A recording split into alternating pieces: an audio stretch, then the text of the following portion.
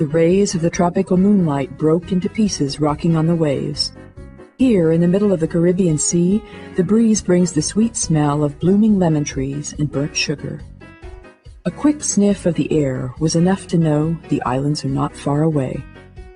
They're like green, twinkling, scattered emeralds in the sea, and you could feel on each of them that the other one will be more unspoiled and intact than the previous one. It's an ideal home for Robinson Crusoe. Paul Monet starts his novel Havana with these lines. The atmosphere and the natural beauties of Cuba have also inspired others to write poetic lines. It's enough to think of the revolutionary poet José Martí and, of course, Hemingway, whose spirit follows the traveler all the way wherever he goes in the country. A long, narrow peninsula reaches into the sea 140 kilometers from Havana and 20 kilometers from Matanzas, and it separates the Caribbean Sea and the Atlantic Ocean. It's Varadero, the world-famous resort of the islands, which was a popular destination of vacationers and foreign tourists even between the two world wars. In the 1950s, American businessmen invested here, having hotels and casinos built in this way. 100,000 Americans arrived here to relax and soak up the sun. Life was great. Champagne and rum flowed, cigar smoke was abundant, Caribbean music with its spinning rhythm wafted over the beach, and on stage, Cuban girls danced in bikinis decorated with feathers.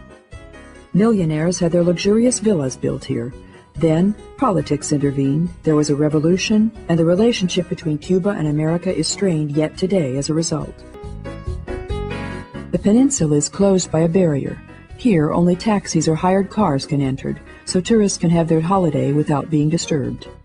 The breeze blowing from the sea moderates the tropical heat. The hotel rooms are, of course, air-conditioned. Cuba gives tourists from former East Bloc countries a chance to re-encounter their past, as if they were taking a trip back in time. At the markets, we can buy mainly wood carvings and pottery as souvenirs, but cigar boxes equipped with a vapor meter, original machetes, maps drawn on leather, and paintings in bamboo frames can also be had.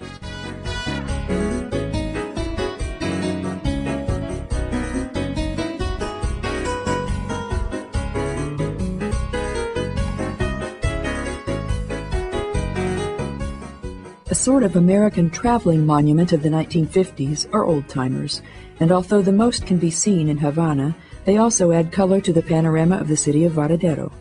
Don't be surprised if somebody starts the engine of his car with a crank. The ignition key may have been taken away by the American owner of the car 40 years ago.